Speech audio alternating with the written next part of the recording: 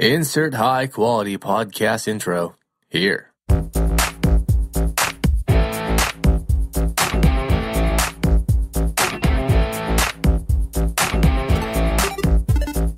Welcome back, Chimi listeners, and if you're listening for the first time, thank you. I will touch you in that naughty place you like later. Well, as you may have heard, this is in fact the first episode of Star Wars, and I have a round table of I have a bunch of guests with me. Sitting directly across from me is someone you all know and love, or loathe, or smell. Jimmy Purcell of Been Better Comics has returned. How's it going? I'm back. Beer for him this time. I heard you complaining. Yep. And finally have beer. Is the dark editor himself, Obsidious. How did Jay Leno start Star Wars again?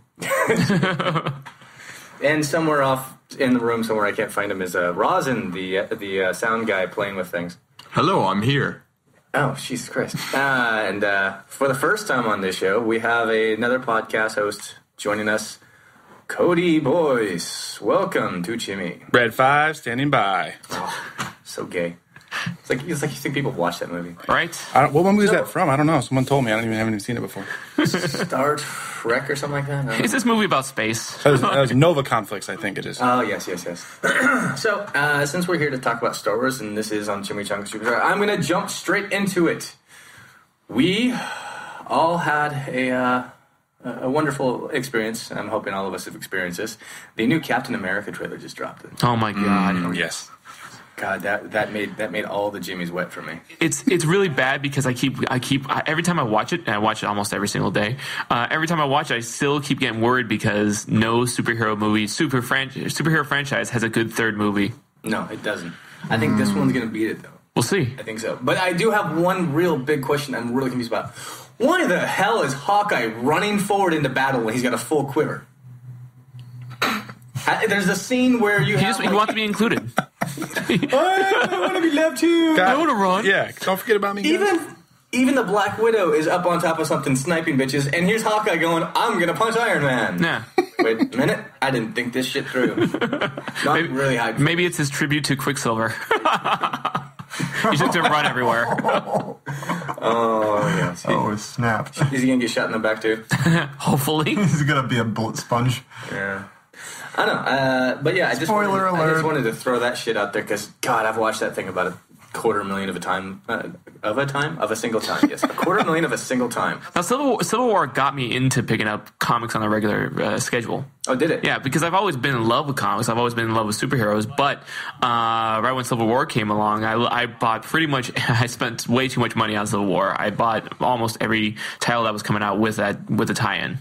Oh, Jesus. And the worst one was Wolverine. I hated that one. It actually, Civil War really did kick off the annual... Actually, no, I do believe right before that with the Avengers Disassembled started off the regular summer routine of Marvel having these big summer events. And since then, we've had a lot of losers and some real big winners, but I'm glad. I just think it's funny that when that story came out, I was like, yeah, I fucking love Marvel. This is amazing. And then what was the next one? Like Secret Invasion? I was like, Was it next? No, it was. Yeah, it was Secret Invasion. Yeah. Then it was Dark Reign. Dark Reign, because which one? Then it just kept getting worse in my opinion. Like I really didn't like it. Then like Siege was that. Siege, oh my God, Siege was just a nightmare. Oh, now we're all just gonna make a clusterfuck. Yeah, that's all it is, just a clusterfuck. It was really bizarre. Well, getting back on track. Yeah. We were going to be drinking the Imperial Stout Trooper tonight because it's Star Wars. Come on. And we couldn't get it in time. So you've all been requesting we bring this one back on because some people have said it's very much improved. And they put a very attractive, crazy lady on the front of the bottle. We're drinking again on Chimi, the Crazy Brewski. And this time it is not me and my co-host sharing a single bottle. We each have a bottle of this 15% monstrosity. Apparently illegal in the state of Ohio. It is indeed. I'm jealous over here. Rosin, you don't get shit. So, moment of silence, everyone. Oh. It's a lot like a Russian Imperial Stout. It's very sweet, but it definitely has... You can definitely feel the alcohol fumes. It definitely tastes kind of like a pennies on its period to me. I don't know. Cody, what are you drinking over there, by the way? Ohio is not graced with anything above 12%, so I had to settle for something else. But the Harpoon Winter Warmer, It's a great beer. We reviewed it on the show a long time ago. It's fantastic. I love it. So winter season starting. It's getting cold. I thought it was a good choice. Bring it back. Cool. Sounds like Yeah, we're in California. We don't really know cold. We know cool. We have a version of cold, but it's not your cold. Our version, we'll be wearing the same jacket as you. Yeah. And you'll come here wearing flip-flops. Right. Yeah. It's like shorts weather, but it's like 50 degrees here. We're like, oh, let's get all the winter jackets. It's so cold. Yeah. 40 is too cold. 60 is just right. Right? Well, Ohio people do the same thing in Ohio because at the end of winter, as it turns into spring, it's like 40 degrees and everyone has on shorts and a t-shirt. And then now, as the summer's over, we all think we're dying because it's too cold, as if we're not used to it every single year. We're crazy right now. We're crazy. Yeah, it's like 40 out. Okay, that's too cold. It's too cold for me anyway. It's not bad for us. Start breeding tauntauns. You're right. Cutting them open. Speaking of which, let's get this shit rolling. All right, let's talk about Star Wars. Yes. This is the first week of the 3-week special trilogy. See what I did there? Yeah. We're going to be talking all Star Wars. Now, tonight, we're not going to talk too much about the upcoming movie. We're just getting everyone in tune to the Force, in tune to the Wars of the Stars. Mm-hmm. That being said, Jimmy, you had a request you wanted to make. I have a request. Well, I mean, if this is the first one, we might as well tell the story of Star Wars. But we've all heard it. Most of us have heard it. Most of us have just lived it. We all know it's engraved in our psyche, except for some people. Our buddy Rosin right here has never seen the movies. That's right. You're a virgin. So my request is I want to see how much pop culture has taught him the tale. I want to see if he can tell us the story without ever actually having seen the movies. I'm down with this sickness. Oh, this is going to be terrible. Now, here, let me start you off, though. A long time ago in a galaxy far, far away. This fat elderly man sneezed all over a script and called it episode 1, 2, and 3. Then episode 4 happened, and we're on. No. Tell a story. Tell a We story. want you to tell us what you think and what you are currently under the impression that Star Wars is. Not the story of them making the movies. I don't want to hear the movies. I want to hear not Lucas's story. We don't care about him. Who's Luke Skywalker? No, that's the thing, though. My impression, at least what I'm getting from the internet, is that the first 3 movies are crap. I got that part, but Once Upon a Time, go story. Okay. Yeah, Luke is on Tatooine. Go. What's a Tatooine? Okay, do you know who Luke Skywalker is? I know who Luke Skywalker Luke is. Skywalker? I know what Tatooine is. Okay, what color are his nipples and what color is the stuff that leaks from them? Because I genuinely believe that they came from Luke. No. Oh, God, no. I'm going to go with pink. No. No, they're blue from all the milk. Mm-hmm. Ah, okay. I don't know what that is. But, all right. So, there's this guy named Luke on this desertly island, right? He's shooting planet. No, I like it already. Don't correct yourself. Just go with it. Yeah, don't change it. I meant to say planet. Don't correct yourself ever. Just do it. Yeah, just like George Lucas. Don't correct yourself. Just do it. Okay, so what's he doing on the island? Shooting rats. Okay. Okay. And yeah, he's shooting rats, and he's with his uncle. Okay. Right. Mm-hmm. Then he's found by this old Jedi, and Jedi is basically Space Knight. Space wizards! Space Knight wizard. Yeah, Space Knight's wizard. All right. Right. Who's like, hey, dude, here's a lightsaber. Don't look straight into the... Okay, you just look straight into the opening. Rosin's been following memes. I like this. So after that happened, he's like, oh, hey, you're a Jedi. Cool. That's the initiation, yes. Yeah. Oh, hey, you're a Jedi. Well, he's not yet. You stared right down the barrel. Only a Jedi could do that. He still needs a lot of training. Okay. Jedi. Essentially, he's like, all right, we should get going now. He goes off to somewhere. Does he pack Keep going. Because at some point they have to leave the house for his house to be burnt down by the Empire. Keep going. I love this. These guys are dying. It's great. Okay. No, he has to leave his house so he's going to be burned down. Because that's what happens in Tatooine. Some shit happens. Yeah. I don't even know. My house can't burn down. I gotta leave. Oh my god. It's part of the rules. Duh. We're still on Tatooine. We're still on Tatooine. Left the All right. Why does it? Hold on. Why does it have to be burnt down, Rosin? The Imperials find him. Find Luke and Obi-Wan. Okay. But if he left his house to get burned down, how did they find him? No. Obi-Wan was taking him somewhere for some reason. I don't know what. All right. Yeah, let Rosin tell. Okay, go on. Go on. All right. Come on. And then eventually they come back and find the house burnt down. Like, oh shit, we gotta fight this. No, not laughter. Go on. Keep going. So I'm guessing Obi-Wan was part of the Rebel force already at this point. So he takes Luke to meet the other Rebel forces, right? Or no, We're not saying right. We're just letting you talk for her. right.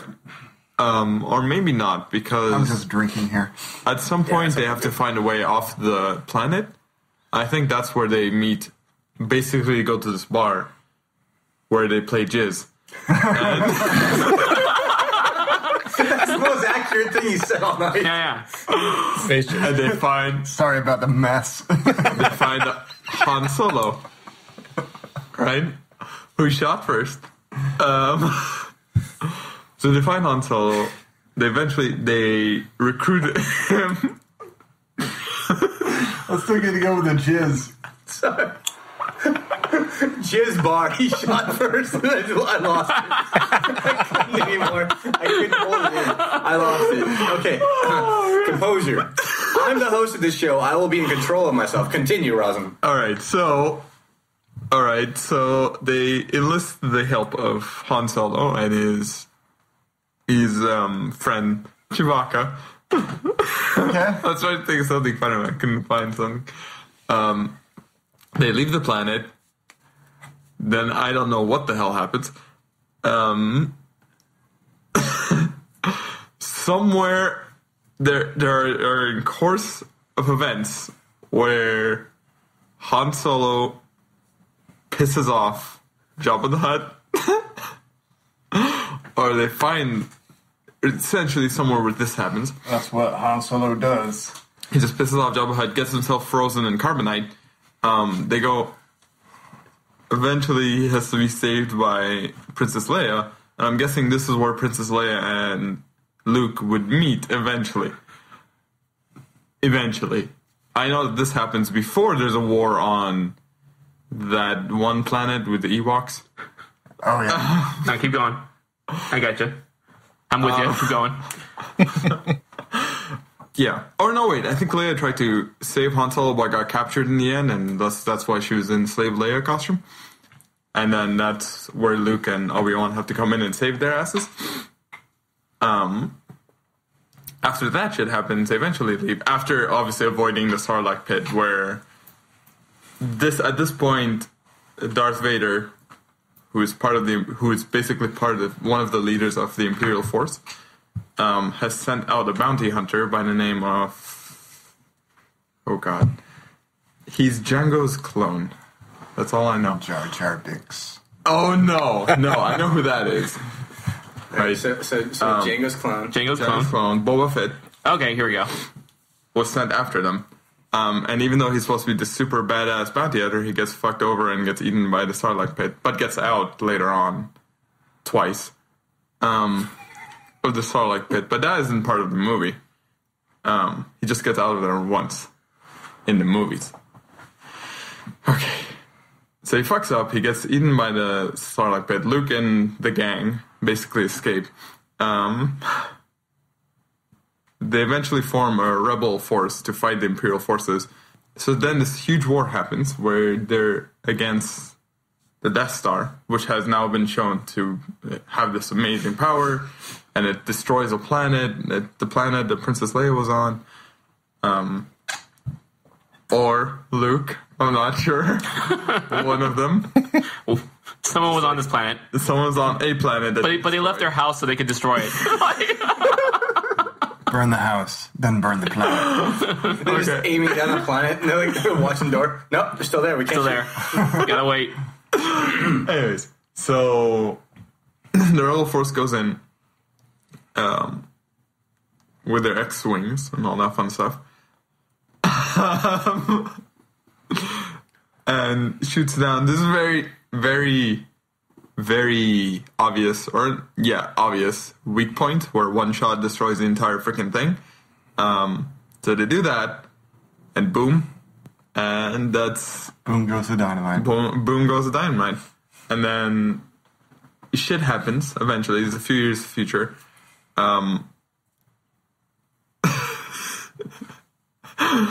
No, I'm loving every minute of this, by the way. Just go on. Oh, no, wait. Before all of that happens. Okay. At some point, I have no idea when, I don't have no idea how, but Luke fights Darth Vader. I was really wondering when this was going to come up. Like, well, go on. All right. Darth Vader eventually gets him. Luke is basically defeated and gets his hand cut off, right? And Darth Vader is like, he basically tells him that he's his father. And since Luke has daddy issues, he falls through the duct and gets caught by the Rebel Force. Only because of the daddy. Only because of the daddy issues. Only because of new onset daddy issues.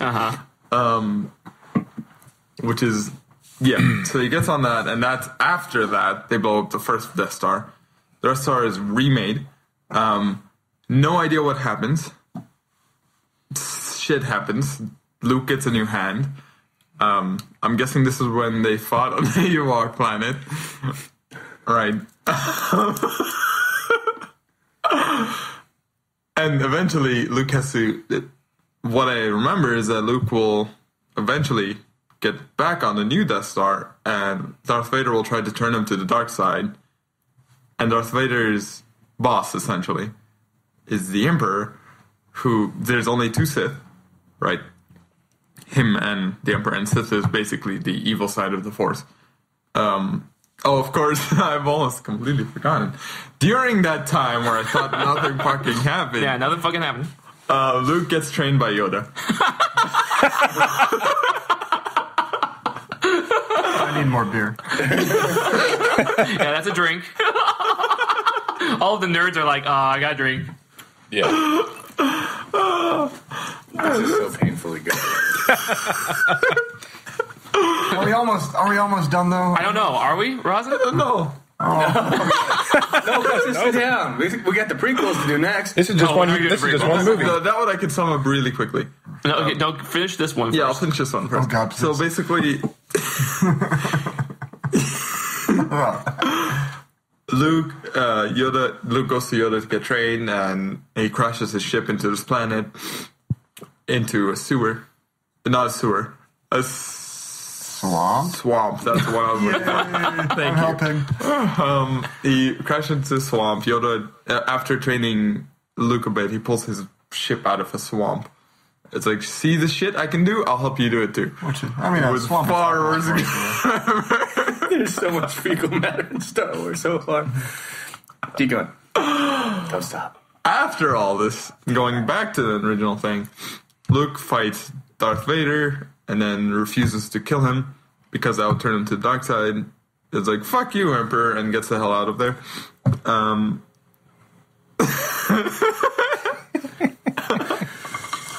Everyone's dying. No, go on. You're good. At some point, there's another war between the Rebels and the Imperials.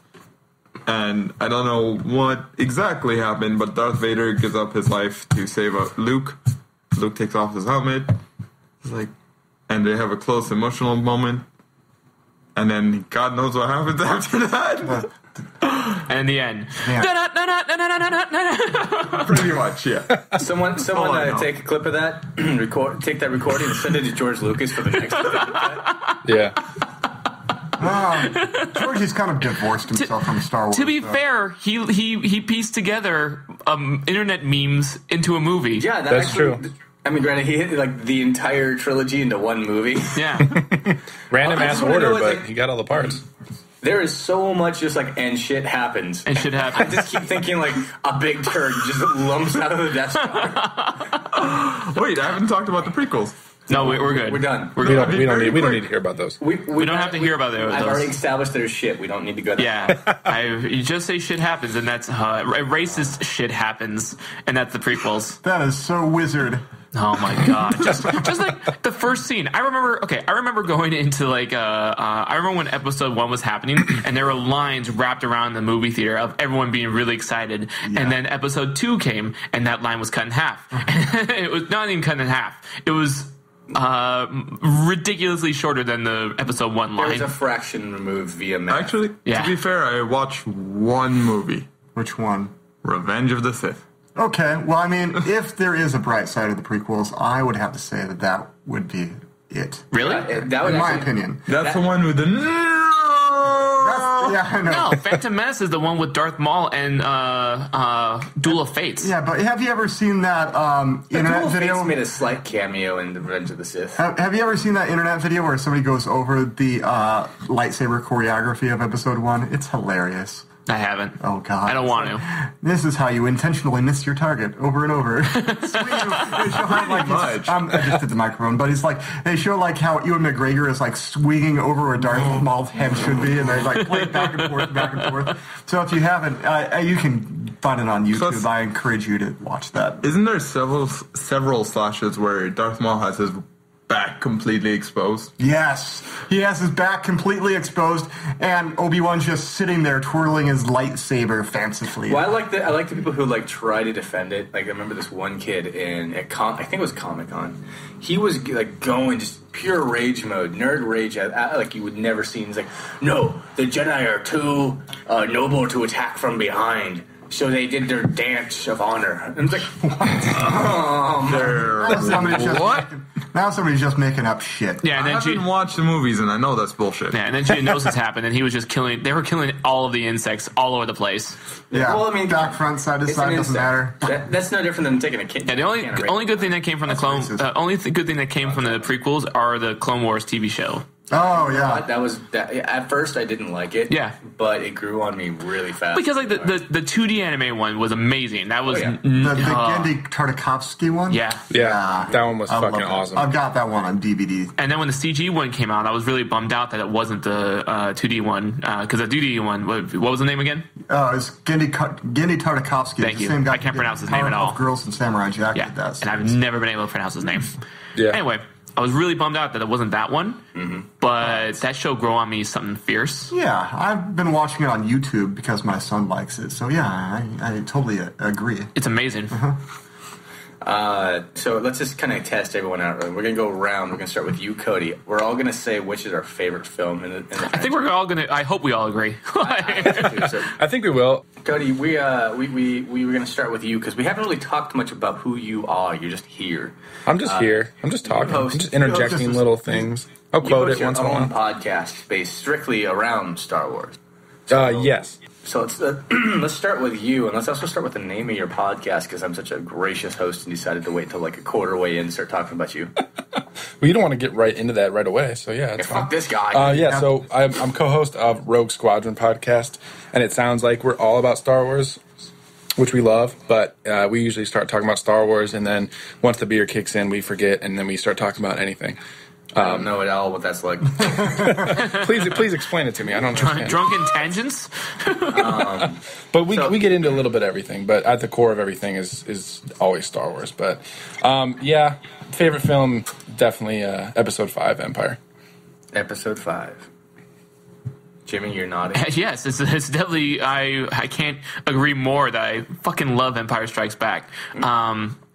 Yoda describing the Force still gives me shivers. Like, I love that scene. It's Frank Oz's performance. It's the lighting that they put on him. It's the music. Everything just comes together in such a perfect way that Empire will always be my favorite. That's Star Wars for me. Yep. Obsidious?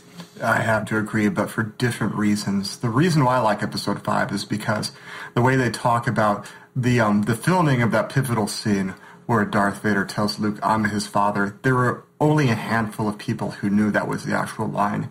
Everybody else had a script that said that Obi-Wan killed Luke's father, and that's what they thought the scene was going to be. There were only a few people, and I think George Lucas, and then Mark Hamill, of course, and then James Earl Jones, because he had to say the line. Yeah. But everybody else thought that Obi-Wan had killed Luke's father. It wasn't until the premiere and they had to tell Mark Hamill what the line was so he could respond appropriately in his acting, to such a bombshell. And it was really a bombshell for everybody else, too, because they didn't know what the line was actually going to be until, James Earl Jones' voiceover was put into the movie. So when they didn't know that that's what he was going to say until the premiere.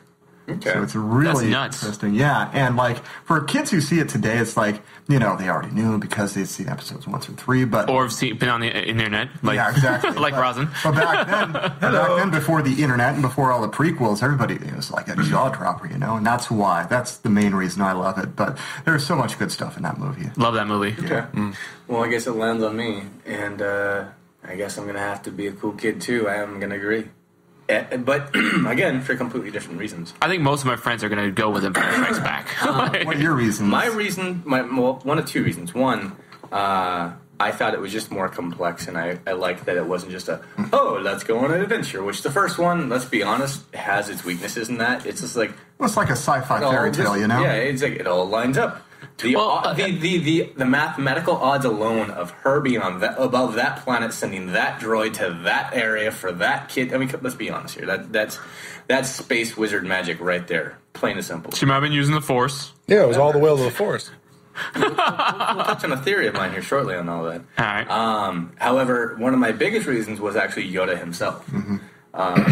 When I was even just a kid, I saw that and I thought to myself, this is like some old hermit who's been sitting on this planet, probably never gotten laid in his life, and just like, someone to interact with. I kind of kept thinking, every time I went to visit my grandmother, and she had been just stuck by herself or something, it's like, oh my god, Luke is probably getting the best fucking food ever in that little hut.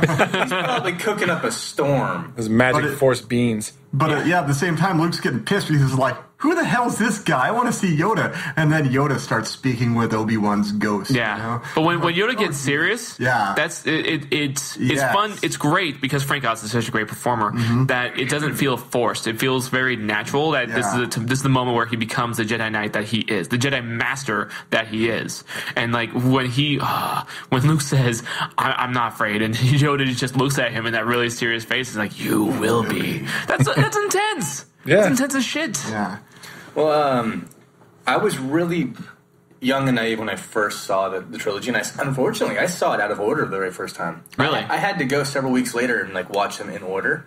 I watched Empire Strikes Back first, then went back and watched the first movie, then the second movie, then watched the Return of the Jedi. I almost said Revenge. Well, I mean, I can't blame whoever did that because, like you said, that's the best movie. So, but the first movie definitely has its charms, obviously. But if you're gonna hook somebody on Star Wars, Episode 5 is definitely the way to do it, I think. Right. And I think I can't remember who said this in an interview. It's because it's Episode 4 is so black and white, but Episode 5 is gray. You have Darth Vader as Luke's father, but then you also have Lando Calrissian, who's supposed to be the friend, but has to turn his friends over to save his city, and there's all sorts of stuff going on in that movie. Yeah, I mean it's more, like I said, way more complex. Yeah. So as I haven't watched any of the movies, what order should I watch it? You should watch it. You should forget the prequels. Nope. And just watch episodes 4 through 6. I apologize because I'm going to answer this for everyone. We're doing a live stream on extralife.com here later this month. And, Rosalind's going to be with us. We're starting this from episode 1 on. Oh, God. There's a reason we're doing this because we're going to end on episode 6 so we can go to the theaters just a little bit afterwards to go watch episode 7. That's a good idea. I also want to see how his brain interprets having seen it from the beginning of the chronologically via canon. Yeah. On. I was going to say the same thing. It'd be interesting to hear an opinion when you watch young Anakin and whatever happens. I don't want to give it away, obviously, but Vader. Sorry. But we've been talking about what I guess others view as the black sheep of the original trilogy. We haven't spoken too much about Return of the Jedi, which I still love. Don't get me wrong. I thought you were going to talk about episode 2. Return of Jedi is still. I still have a lot of problems with Return of Jedi. I love Jabba the Hutt scene. I hate the Ewoks. One thing I would have love the Ewoks. I don't know why. one thing I would have loved about the Ewoks is if they had the strength of an actual bear, because then that would be scary as shit. Like, just think if they had a scene where the stormtrooper heard noises, heard gunfire, looked in the distance, and just saw stormtrooper bodies flying everywhere as the stampede of Ewoks are just flying through the forest. I mean, Just turn them into brown wampas. Yeah. Yeah. in the original script, I thought it was supposed to take place on Kashyyyk, Chewbacca's planet. But I think would have been amazing. Yeah, that would have been a thing. But I think they wanted to make sure that Chewbacca stayed unique, so that's why they changed it. Oh, if I'm not mistaken. The franchise was big enough. They wanted to make plushies. They did. Yeah, they wanted some more kid-friendly toys. Yeah. Now, that also gave us one of the best little short man actors in all time. Yes, Warwick. True. Credit. Amen to Warwick Davis. Yeah. He's definitely one of my favorite actors. I met him at one point. And that Really? man's When'd you vocabulary meet is him? Fantastic. I actually met him at Ontario Airport. Really? Yeah, just not too far from Because here. I would have lost my shit if I met him, because I love Warwick Davis. I'm a big fan of Willow, man. Rosin probably. Do you know what Willow is? Nope. Okay. It's another George Lucas movie, but it's not related to Star Wars in any way. It's a fantasy. It's a movie that's based off of a book, basically. It's phenomenal. I'll have to see it. It's really great. I have not seen Willow either. Holy Really? moly! Yeah. Well, You got I have a very long list of awesome movies that I have yet to see, and that's one of them. It has Val Kilmer before he turned. Back when he was hot. Yeah. you Yeah, are but- great. Before he was Batman and Jim Morrison. You are the greatest swordsman. But no, back to Return of the Jedi. Return of the Jedi. I think that it felt like they had 3 stories they were trying to work together, and they just kind of said, just shoot them. Well, see, I don't know. Return of the Jedi. My favorite scene is my favorite place is Luke, Emperor, and Darth Vader. Yes. Those scenes are phenomenal. Okay. Like the Emperor just being the ultimate dick. And I say, okay, I have this thing where I always talk to my friends about what's like the biggest dick moves in cinema, and the Emperor still comes in mind where he mocks him, where he says like, "Oh, and the Death Star will be quite operational when you're." It's like, what the fuck, man? Do you really have to mock him that much? That would be quite operational when your little rebel friends arrive. Like, what a dick! That's a dick move. He could have. Let's be honest, I've been sitting on this Death Star for so long. But he could have easily just said, "Yeah, I'm going to kill your friends." No, he's like, "Oh, I am afraid." I'm like, "Oh, you motherfucker!" You know for a fact that he's been sitting there for like a week, like waiting for this moment. Like they're gonna come, they're gonna make fun of him. It's gonna feel good. I just picture him talking to Vader like, "So how should I say this? Should I say his friends? Should I make it seem like I'm really sympathetic? Yeah, that's the route I'm going to Is go." it weird that in my mind the robot chicken Palpatine is the only one I ever think of? No, I think that's it. The one voiced by Seth MacFarlane. Yeah, I think that's the Emperor. That's perfect. I haven't seen this scene.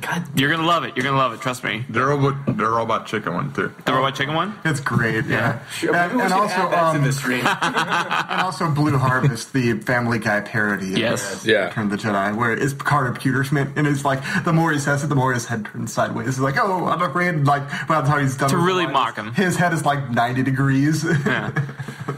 So it looked like a No, but I love that. I love it when oh my god, when Vader says, "Oh, your sister," and Luke just loses it, and they have that really epic John Williams soundtrack going on with him, just like smashing down with his lightsaber is epic as hell. A real good yes. friend of mine was complaining for a long time about how he had massive constipation problems. And randomly... Oh, hold on, I can't wait to connect this to the scene. Yeah. So, Where's the payout on this one? when the 3D, Pooping it.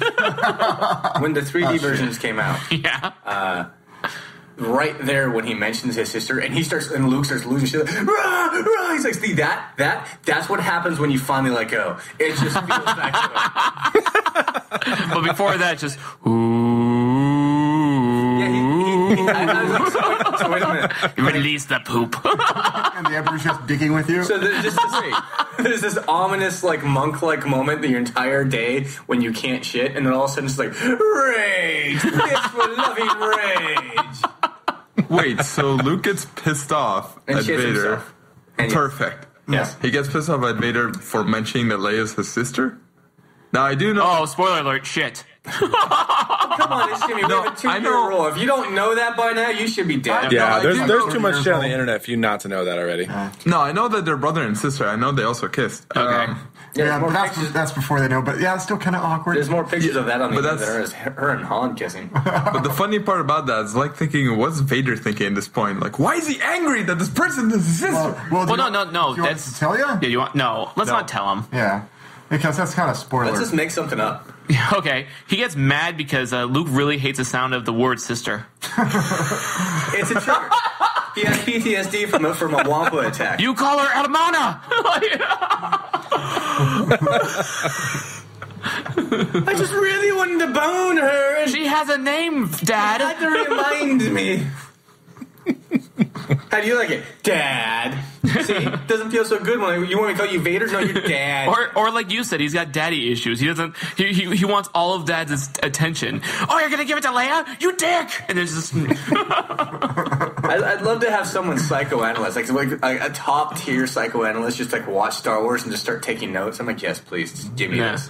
But like another thing about how much I love Return of the Jedi is there are two like really favorite villain scenes in my head, and one of them is the Emperor saying where Luke is like, I will never join the Empire, you're the dark side, and he's like, then you shall die, and then just starts electrocuting him. I love that really calm and quiet way of killing, and I love that it also reminds me of Voldemort when he tells Harry like when he says, and I will kill you, like and me being a good lord. I like how you just said like the quiet way of killing when he like fingers him to death like no other. Well, I love when villains. I love it when villains are too confident and too calm. They go in the monologue. Well, not even monologue. The quiet whispering monologue. There's a monologue and then the quiet whispering. Again, I'm stuck in Robot Chicken one where I used to imagine like while he's electrocuting, he's like, "You little shit." Yeah. in my recalled memory is him like saying, "Now die, you little shit. You won't work with me. I'm sick and tired of your mouth, and you just always getting mad." But Dan. And then a lot of shit happens, right? A lot of shit happens. All he wanted to do was go to Tashi Station and pick up some power converters. That's all he wanted in Did he life. ever make it back? Power converters. I know he wound up back on Tatooine. Did he ever make it back to get those converters? I know that would have been like 8. Probably before Jabba the Hutt. He probably even like forgot about it. He's like, oh shit, I got something to do, and then went to Jabba the Hutt. I really would have loved. I know that the actual the place supposedly burnt down, but in the what place? I'm really descriptive. The desert island. The desert island burned down. The house that he couldn't leave unless before it burnt down. Yeah. In a separate building, he had his airspeeder, which I had that toy, by the way. The T-16 Skyhopper. Yeah, that The one he Skyhopper. bullseyed Womp Rants with. The fact that Rosin knew that he shoots at rats, I was like, what the fuck? Yeah, I actually wanted to bring that up. That was amazing. But you don't even know what a desert crawler is or a sand crawler. Yeah, what? Hold on, Rosin. How did you know he shoots at rats? That was the best opening, too. Well, Luke, he's on a desert island and he shoots rats. Yeah. Like, that's the description of Luke. Shoots rats and shit at Luke. That's the character profile. Yes. I just remember a scene where he's talking about how he can shoot anything. Bullseye. On what scene? Where? This is during the rebel training scene where they're basically debriefing all the rebels. Okay, so did you see this on clip on YouTube or something? I think so. Okay. It might have been a parody. It was a porn reenactment. You were in that somehow, Christian. Yeah, you can see a lot of that. But no, back to the Skyhopper. The one thing that would have made the opening better is instead of him just walking up, if he flies in on that thing and it lands like right outside of Jabba's palace, just even if it's just like a small little 2-second clip, just the nostalgia. I'm so glad that Disney owns Star Wars now because if Lucas heard that, he'd be like, "That's a great idea. I think I will put that in there. Thank you, Christian." As long as I get a credit at the end, because supposedly he was good at that. Really? Yeah. Supposedly he was really good at just like people he just shot the shit with. I really hated it when they brought out the new trilogy, where all of a sudden the Ewoks had to blink. Yeah. And Obi-Wan had a new scream to scare off the Sand People, the Tusken Raiders. And then they changed the big one, the one everyone is talking about. Yes. When they switch who shot first. Oh, that's bullshit. Because I'll be honest, we all know here, we're all nerdy enough to know the original. The first time I saw that, I was like, what the? In the very first screening, the very first version, before George Lucas got his greedy cock back all over the editing board. That's actually the first version that I ever saw. Han was shot at first. He did not shoot first. Greedo pulled the first trigger. Then they edited it because for whatever reason, I've heard a million theories as to why he changed it, but what the fuck ever. Han did not shoot first. Greedo shot first. Yeah, but what was the one that came out in 1977? Eh? Huh? What was the one that came out in 1977? It was the one where Han shot first. Han shot first. Yeah, Han shot first. Han always shot first in 1977. Hey, look at first off. I want See, to when point he out, said- Rosin, you can't do that shit.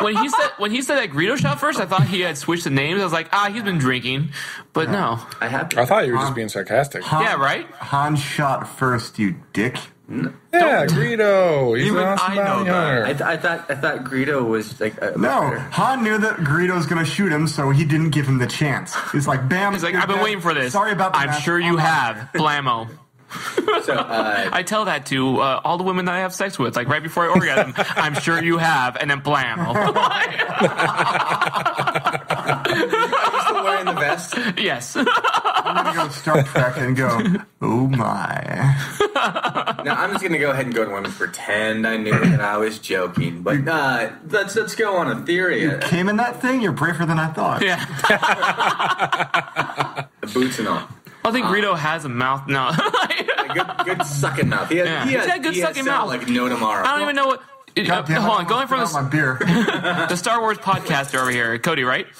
Yo, what up? What's Greedo's species? Do you know? Rodian. Rodian? Slut. They've got good sucking mouths. Look at them. They look like they're they do. blow-up dolls. Yeah, they're all puckered up. That's what their species is known for, actually. No, actually, I was a late bloomer to Star Wars. That was the first version that I saw was the special edition when they re-released it in theaters. So the first thing I witnessed, unfortunately, was Greedo shooting first. Oh God! And then Yeah. the Jabba the Hutt music video. Oh God, that was the worst. The what? Well- The Jabba the Hutt music video. Yeah, it was terrible. Yeah. Should we show? So okay, all right. So you want to show Rosin from episode 1, correct? Yes. Do you want to show him then after you get done with episode 1? Are you going to stay on the theme of crappy edits, or are you going to show him the original trilogy? What I'll do is, because we're going to have some downtime between we play each episode. Okay. I'm going to go ahead and play that music scene. This quote unquote music video. I call it a music video because it's a piece of shit. It is. It's the added scene? Yeah, the ad scene. The random other singer coming in. And then, Oh, yeah. I remember George Lucas defending that in an interview at one point, talking about how that scene had always been done, but we did it now. Wait, no, you're talking about Jedi, right? Bullshitter. Yeah. Where they have background dancers too, and for some reason there had to be a shot where Boba Fett is flirting with them. Boba Fett's banging all of them after the song. All of Oh, them. that was definitely fan service. Like, everybody loves Boba Fett. Put him in there and have him. And then the girls turn into girls. the girls turn into Boba Fett. Now, no disintegration. Oh my! Because we all know that's a thing that Boba Fett does. That's not what I Really, believe, ladies. disintegrates everyone. Yeah, he bangs him and then doesn't leave any of it. So I watched Empire recently, and weird things come in my head just really randomly. And the part where Vader is hiring the bounty hunters, Bossk is standing really close to the edge. All the other bounty hunters are standing in the back, but Bossk is really off his little clawed feet. yeah, but he's being a really dick. He's another Star Wars dick. He's just he's over there just to look at the guys in the little looking pit. at him and hissing at them. Yeah, he's just While you're intimidating down the there, you puny little humans. bitch. While you're down there, you little bitch, go ahead and clean my toenail.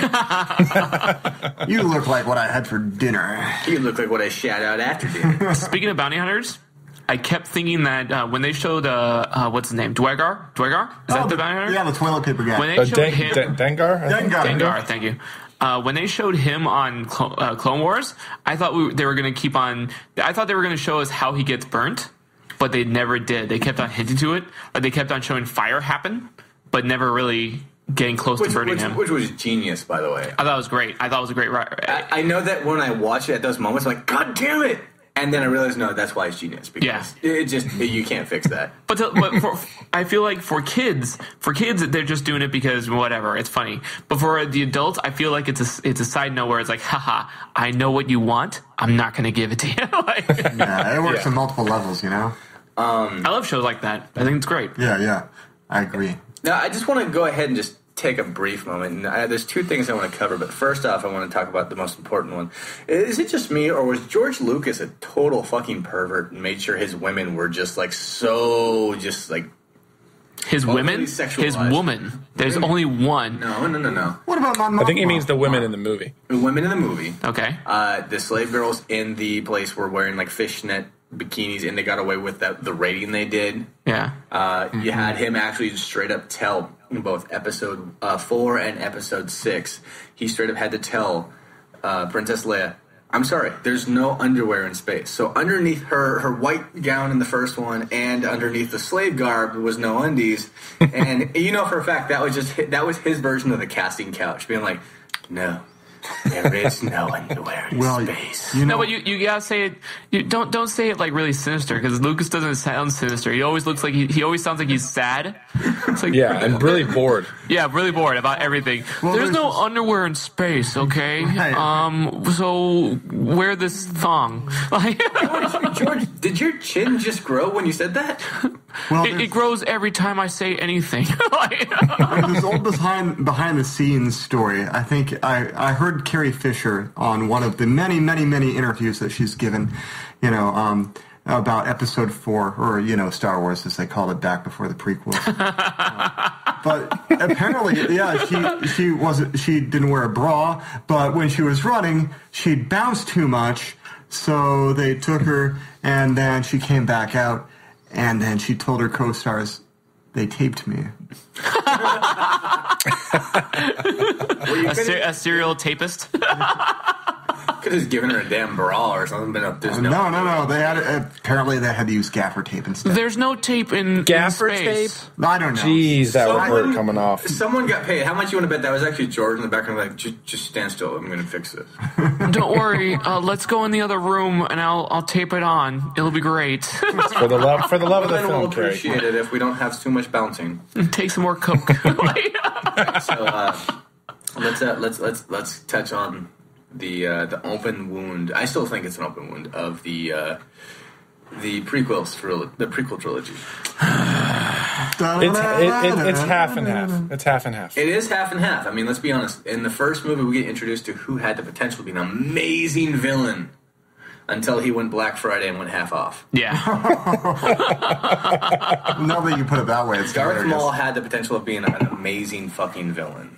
I like how Rosin's look on his face. He got excited. Who is this? Who are you talking about? And I said Darth Maul. I said, oh, never mind. Fuck that. I know what's going on. As an artist, because I'm a cartoonist and I draw, I feel it's really weird because like all of the Star Wars villains, the Star Wars characters, I know pretty much how to draw them. I feel like the dark side of the Force keeps trying to make things harder for me. Because like Darth Vader, there's a lot of intricacy in his mask, but I've got it down. I don't really have all the buttons on his chest memorized, so I just make shit up. The goddamn light brand on his chest. It's a sketch, and then you change it every time you draw. I do. But then Darth Maul came, and I was like, "What the fuck is this shit?" I have to put all of his tattoos, and then Walmart logo on his forehead. pretty much Free advertising. So now, what's his face? Kylo Ren. I was like, "God damn it, Darkseid! Why can't you?" Actually, I was really taken away by Kylo Ren's design.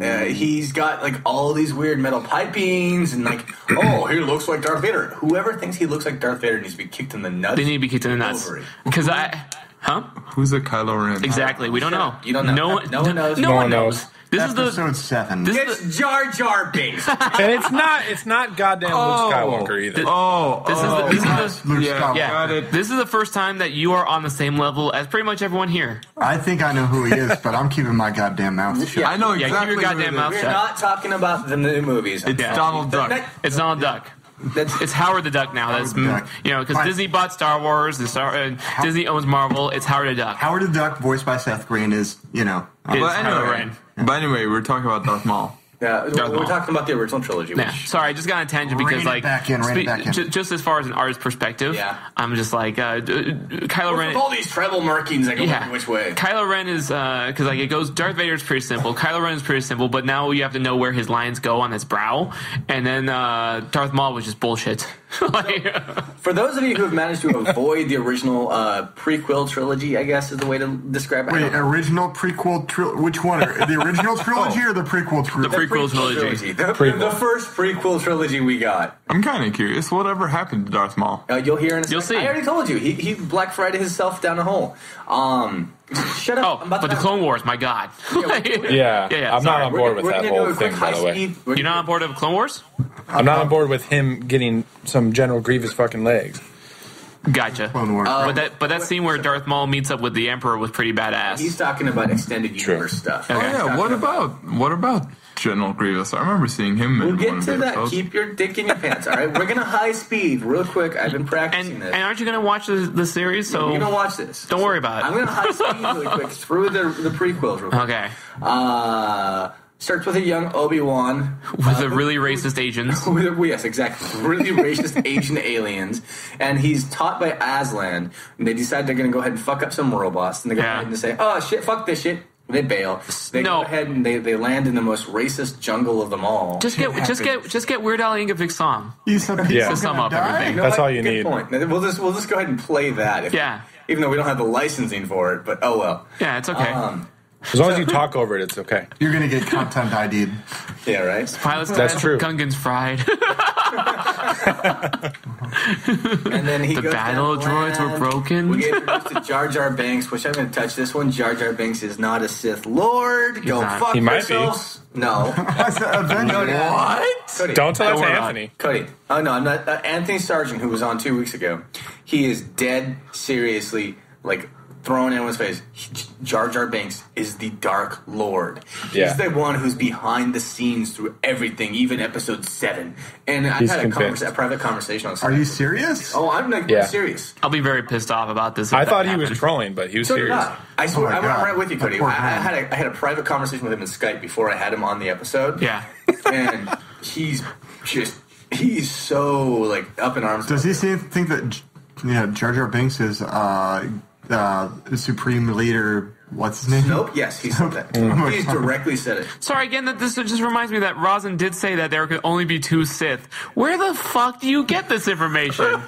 Yeah. Dude. Yeah, that's a good point. Because that was a You're very reading astute Darth point. Bane novels or something? Come on. Yeah, right? Bits and pieces everywhere. Jerking off to some creep. That's just bullshit. Yeah, well, it's something that Obi-Wan's, not Obi-Wan, it's something that Yoda says. Oh my Yeah. god! Sorry, Well, Cody mentioned Darth Bane, and that reminded me of that Mark Hamill did the voice of Darth Bane, and that was amazing. I thought that was great. Yeah, well, I got this. Sorry, I'm gonna keep on just sucking the cock of Clone Wars. I still Well, they're understand. tying a lot of things together. It's pretty cool. I love Clone Wars. I really do. And it was Yeah. worth the panel still- at Star Wars Celebration when I got to. Yeah. It's tight. Wasn't Greg Weisman in charge of that? Or Yeah, I think he was. I love Greg Weisman. I don't know, but I got to see. I went to Star Wars Celebration. I got to see the panels for Carrie Fisher and Mark Hamill. Gotcha. That's pretty cool. I just, Yeah, they did I the pray Darth that at some Bane point in my thing. life, I get to give Carrie Fisher a hug because that woman's just awesome and all. She's really cool. Even just as a regular person, not as a celebrity, she's Yeah. pretty freaking cool. I mean, Yeah. she's dealt with a lot. She's done a lot of shit in her life, Absolutely, and she's dealt with some shitty Hollywood types. Yeah. for sure. Like George Lucas. Well, gaffer tape is pretty racist. I'm sorry. You were talking about episode 1. Yeah, we're gonna and high speed through this It shit. still reminded me of the really Asian Federation. They I love land on them. Naboo, which Yeah. a bunch of racist Asian aliens are attacking.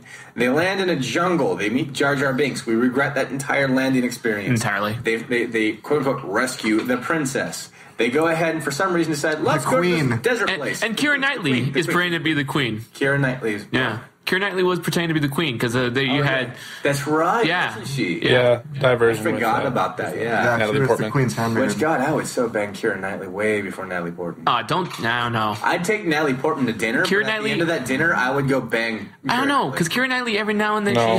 she has a really pretty face, but then she turns a certain way, and you're just like, oh. For the record, it's not her face I'm worried about right now. Gotcha. I- Well, we're- okay. we're Her on a- butt is awful. We're on a big tangent, but if Yeah, I were sorry. a single man, then I don't know. I'd have to flip a coin. I think. No, I'd go for Natalie Portman.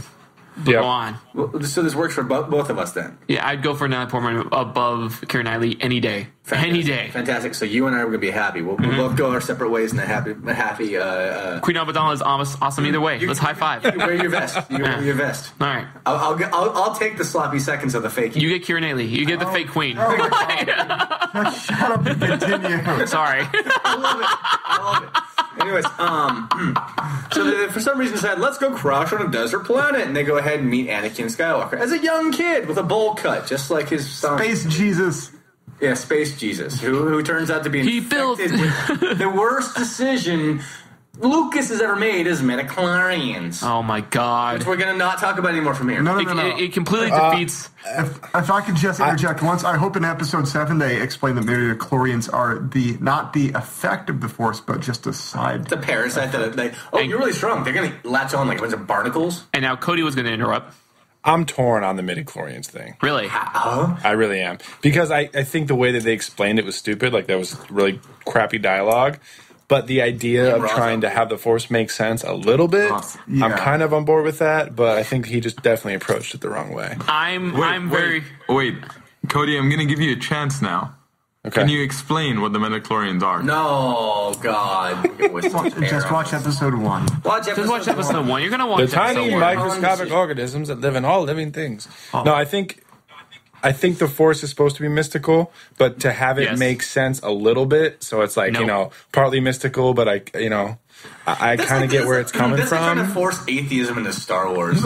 I feel like midichlorians were completely... It ruined my favorite scene in Star Wars. See, but since they're canon now, I hope they explain that you can tell who has Force powers by midichlorians, but midichlorians aren't the cause of the Force. I don't want them to talk about it at all, because midichlorians are just like a barnacle on your testicle and your scrotums. Yeah. And then they're like, oh man, look at that caked on layer. Man, you're strong. I'm sorry, but you tested positive for high midichlorians.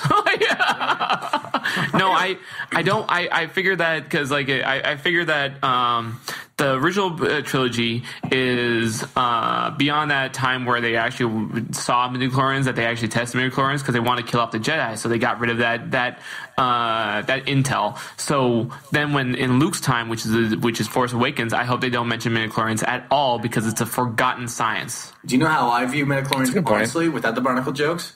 I view it the same way I view that scene in episode 4 where the Jawas are on the giant dinosaur and we have like 12 seconds of stupid nonsense. That's how I... We have a lot of stupid nonsense. I just ignore it. It's just added George Lucas shit that I just, in my mind, like, no, that didn't happen, done. Okay. Midichlorians completely, it really destroys my favorite scene. Every time I watch that scene with Yoda, I'm like, yeah. And I hear them explain midichlorians, I'm like, all right, so now we high speed back into this shit. Ready? Okay. Clone Wars. Once then Saruman comes in. Once Razo. I see what you did once there. Razo comes. No, we're talking about Saruman. Saruman fights Jackie Brown. Yeah. Get down. Once that fucker from Taken grabs his small boy's scrotum and finds out there's barnacles on there, he sends the young boy into a chariot race, and then all of a sudden he's like NASCARing his way through the desert. Yeah. Then he wins a prize. They leave the fucking desert island. And then randomly they wind up back on the same planet. This all started out. Yeah, with the Jedi the Jedi Council, we knew, of course, would... I can't remember the song, but the Weird Al song. Yeah, go on. So then they wind up back on the planet. They fight some fucking weird shit, and dumb shit happens. So from here on out, it's pointless except for Darth Maul comes in, and then we lose Darth Maul. So the whole movie is ruined to me because I thought, great, a new villain. I'm excited. However, we did in the sequel get a good villain. I'm not disappointed. However, we're gonna move on. Jumping past the dumbness of the ending of Episode 1, we get Episode 2, The Clone Wars, where now we have a fake taped-on beard onto Obi-Wan, Ewan McGregor. We have a whiny bitch playing as who would one day be Darth Vader. And then just the worst plot to make the last scenes ever happens. And I don't really think we need to go into detail. Don't we even get like this stupid... I haven't seen Clone Wars in a long time because I refuse to. Attack of the Clones. Attack of the Clones.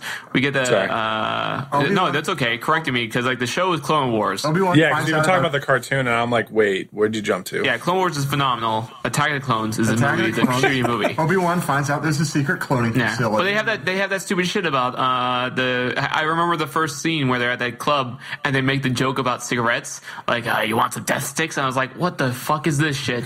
No, Right. you're going to change your life's goals, and you're going to go ahead and go back to school and have a wonderful life. I'm going to change my life goals and have a wonderful life. Fucking just dumb shittery. It's just like, really?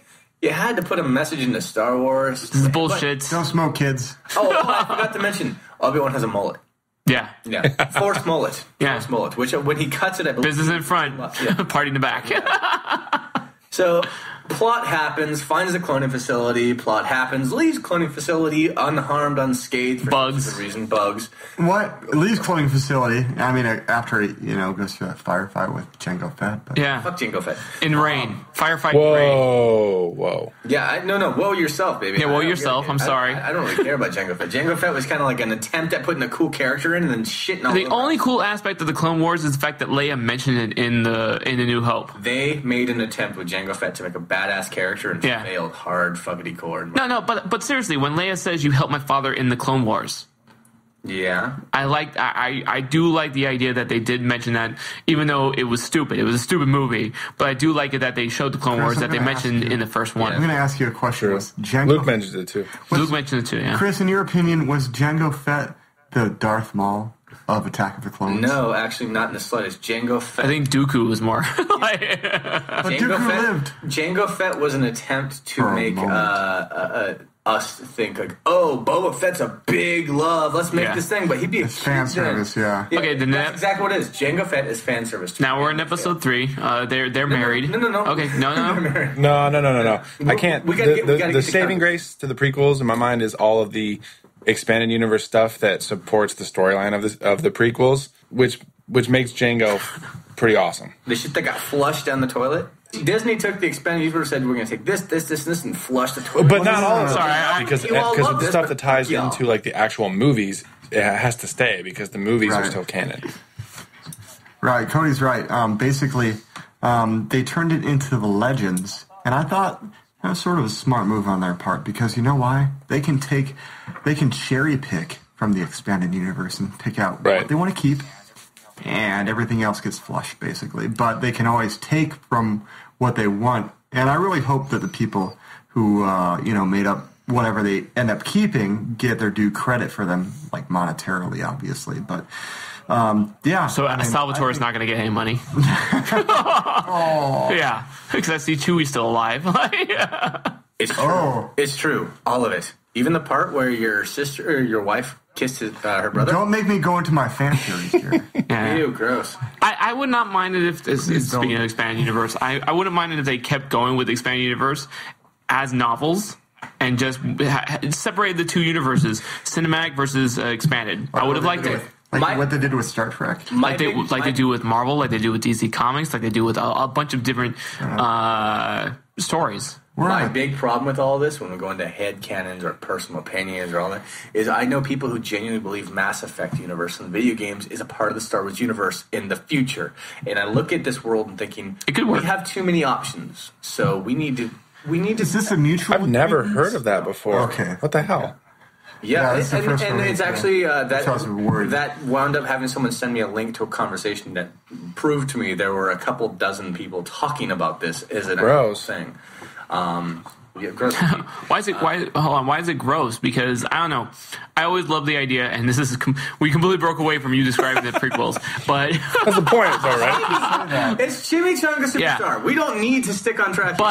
But I always like the idea of that in the future, in years and generations afterwards, so much information being forgotten, ignored, and completely molded into different things. And so I'm just wondering why does it make it gross versus how I'm going to answer this in such a simple way. Yeah. Because I don't want anything Star Wars to do with choose a color. Plain and simple. I think it's. I don't. But that's what lightsabers I don't know, are all man. about. Mass Effect is such a The color great chooses. franchise in its own right. It doesn't need to be connected to Star Wars. Okay, I can dig that. Agreed. Can I finish? That was a better Like description. it's too good You know to what? have to be Obsidious? connected to something. It's like I don't know. I've told people it's better than Star Wars. I'm going to say Obsidious has the.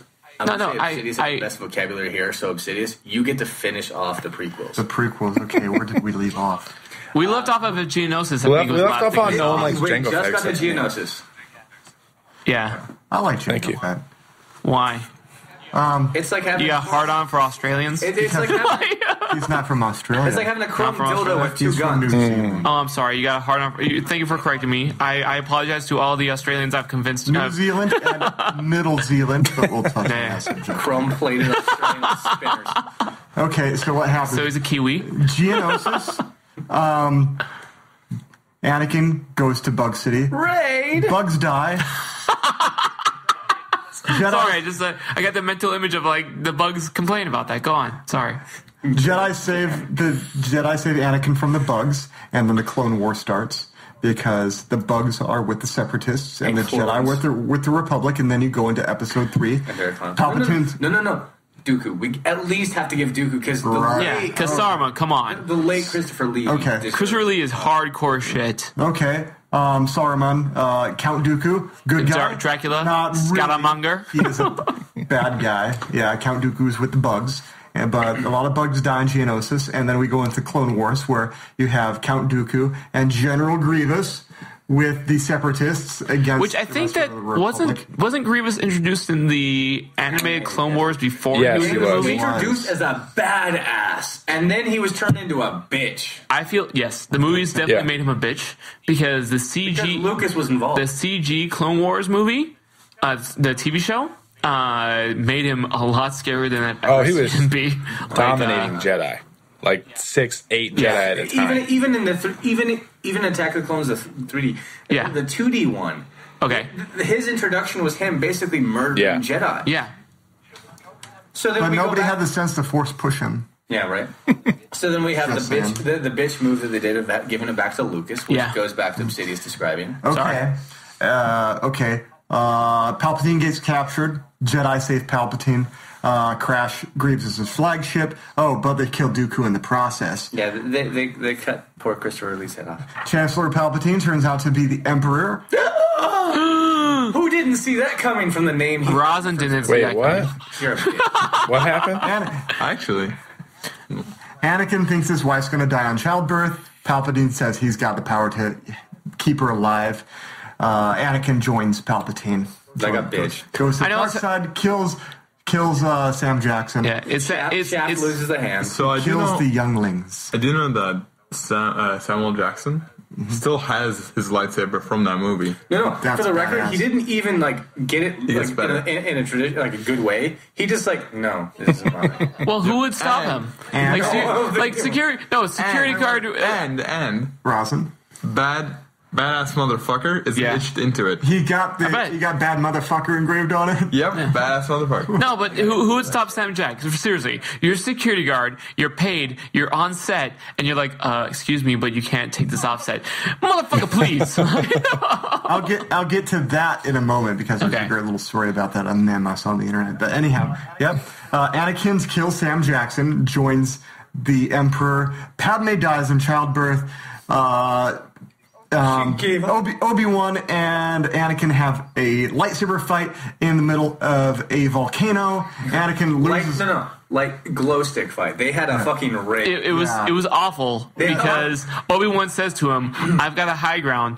Don't do it." And he what jumps. does Anakin do? He's like, I'm going to do it anyhow. Because fuck you. And then he loses. you, Dad. And then he loses. Don't tell me what to do. You're not my real father. Loses all of his limbs except for the robotic limb that he got replaced when he lost. Okay, hold on. So Leia, she dies because she just gives up because her Padme. heart's not Padme. strong enough. Leia. Not Leia. Sorry, Padme. I've been drinking. I've been. Padme. No, it you was haven't. drink. Come Her on. name is. It's Mine's no, I have. Crazy Brewski. Yeah, it's pretty good. We're gonna touch. This is murder on your liver. It's and good, right? I feel it. Yeah, I feel. Yeah, I feel it too. It's good. Sounds good. Anyway, so Padme, she completely gives up. Amidala, she gives up because her heart's broken. Versus Anakin, who is just a torso at this moment, clinging onto like a lava shore. There's an interesting fan theory about that. Really? Do you want me to tell it to you right now? Yes. Tell me Sure. what you know about this fan theory? You haven't said shit, so we don't.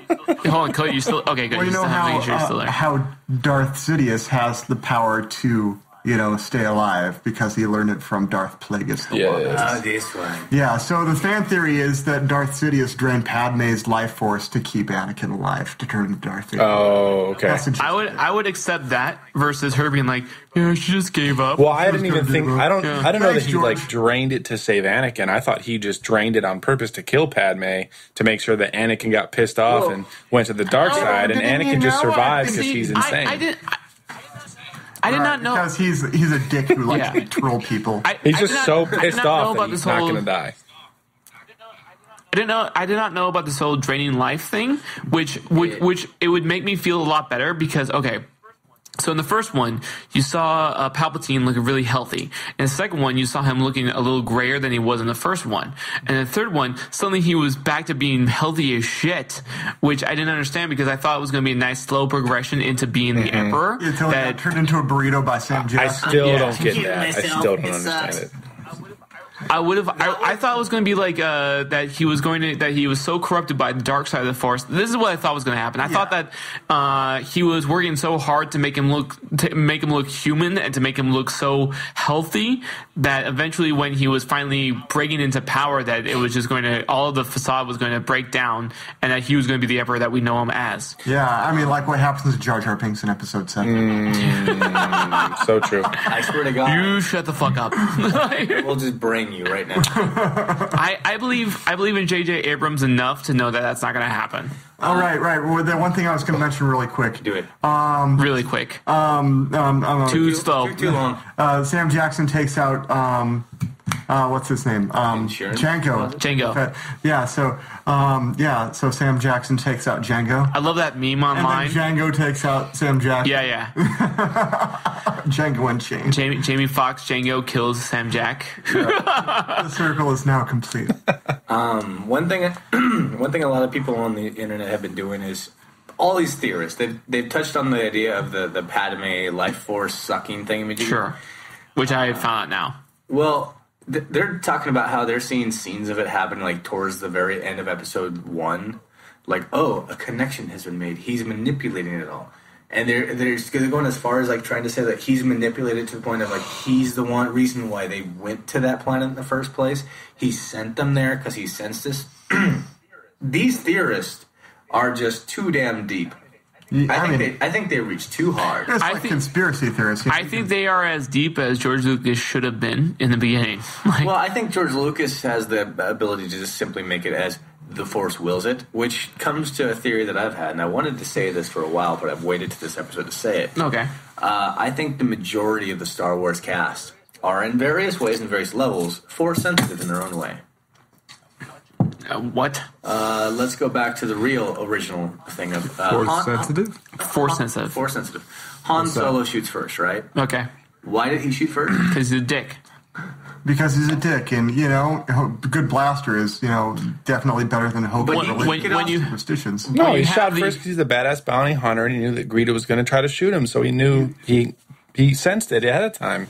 He's a badass cowboy. Thank you, Cody. No, and this is sincere. It's not sarcastic. It's thank you, Cody. That's exactly what I want to say. Yeah, mild he's not a jerk. He's just a bounty hunter, or just a smuggler. Counter that maybe on instinct, something told him like, shoot this bitch. He's going to shoot you first. Exactly. No, but then it's called experience. Yeah, Yep. But then that goes along with Yoda's thing that we're all connected to the Force. It's not. There are people who are more sensitive to it that are able to manipulate it in their favor and to be able to see it and be able to go with it life. But I don't think that Han has any kind of sensitivity to the Force because he even said in the very beginning where he's like, that doesn't mean he completely blew away the Force. He didn't even care about. Never tell me the odds. Yeah. Okay.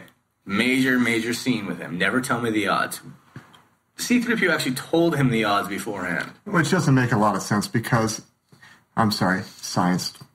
You're surrounded by people who don't care about math. Go ahead. We're going to tune you out for about 5 seconds. Yeah. Okay. And even when you're done, we're still going to tune you out. But go on. Whatever. In an asteroid field, you're probably not going to hit anything. All right. Okay, that's all I got to say. Thank you very much, science. Science! Hooray for your math. You can thank Neil deGrasse Tyson for breaking the illusion for you. Now, this is going to be kind of a low blow to Anthony Sargent right there. Okay. I do believe Jar Jar Binks could have possibly been, attached to the Force as well. No. Oh, because of his vote? But I think he's also so goddamn dumb that he couldn't do anything. That's just the only reason he's alive. Oh, the Force gave him the instinct to dodge or fall over and trip. It's like, oh, you should put your head down lower. Oh, really? Smash the face in the ground. That kind of thing. No. But I think that's far more believable than Like, oh, you just say no. The only thing supporting the argument is that George Lucas loves Jar Jar so much that maybe he wanted to do something like that from the beginning, and then he realized that everyone hated Jar Jar so much that he stopped. Like, that's the only thing about the theory that actually makes sense. Yeah. Well, I remember when he was a kid, or when I was a kid, and he straight up said, "Oh, Jar Jar's gonna be the new Chewbacca." Jar Jar's the key to all of this.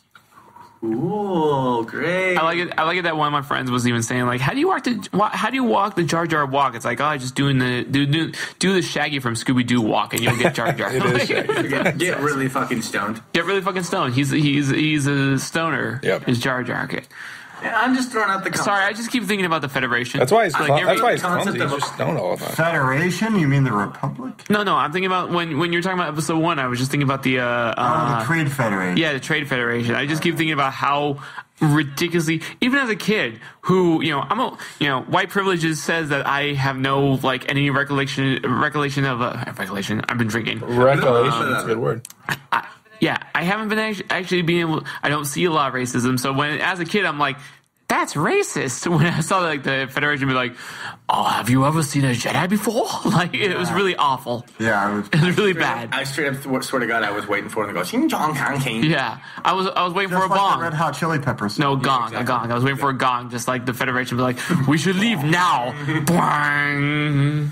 That would have actually made. You know what? That's got to be an edit. in. They're still coming through. Everyone, breaking news. I've got to pee.